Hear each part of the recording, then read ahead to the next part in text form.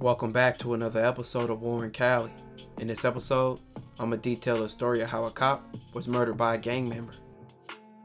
Jose Orozco, also known as Sepy, was from the Hawaiian Gardens gang, a gang in the city of Hawaiian Gardens, which is a small city in LA County with less than 15,000 people, making the city the smallest in the county. Vario Hawaiian Gardens gang history dates back over 5 decades.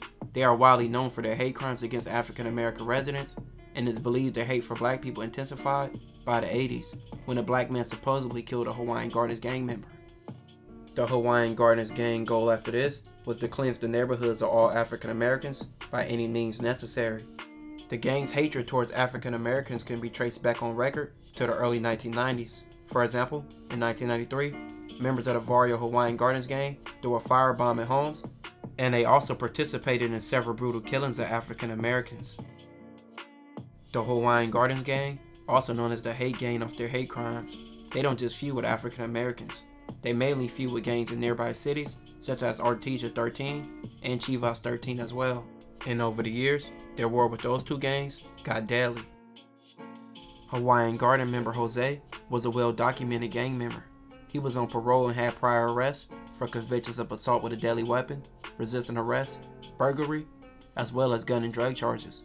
So he was well known by the police and also his community.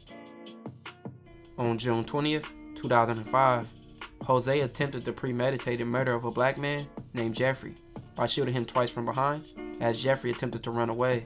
This was a hate crime, with the Hawaiian Garden gang being known for targeting black people and gaining the name hate gang just off their hate crimes. Deputy Jerry Ortiz had been an officer for 15 years, so he wasn't new to danger, and he was a part of the anti-gang unit 6 months prior to this incident. Even Deputy Ortiz's brother-in-law was a correction officer. He would be stabbed to death working at Chino State Prison, so Jerry knew what came with this. He knew this was a dangerous job. The day after Jose committed the shooting, Deputy Ortiz had gone to an apartment complex in the city of Hawaiian Gardens to question a woman about the shooting. As he spoke to the woman at the door, Jose would pop up from behind the door and shoot Deputy Ortiz in the head. Jose then fled from the apartment and ran 3 doors down. Deputies found him in a bathtub 3 hours later. Deputy Ortiz was killed just for looking for Jose.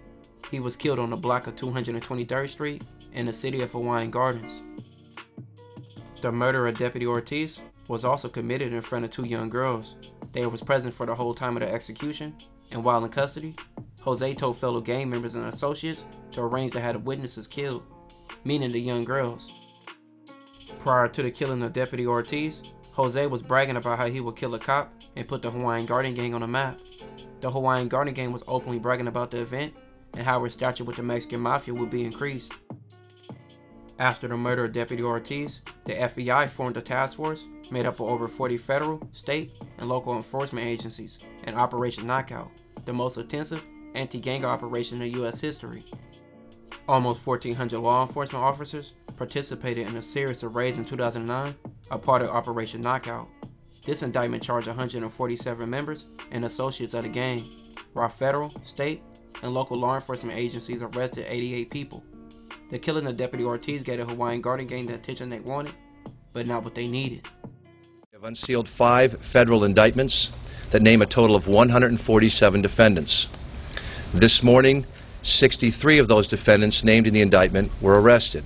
And authorities are still holding their news conference. They're in the Q&A portion of their news conference at this point. Now, authorities say if convicted, many of the gang members indicted could end up in prison for at least 20 years. Some of them could be locked up for life.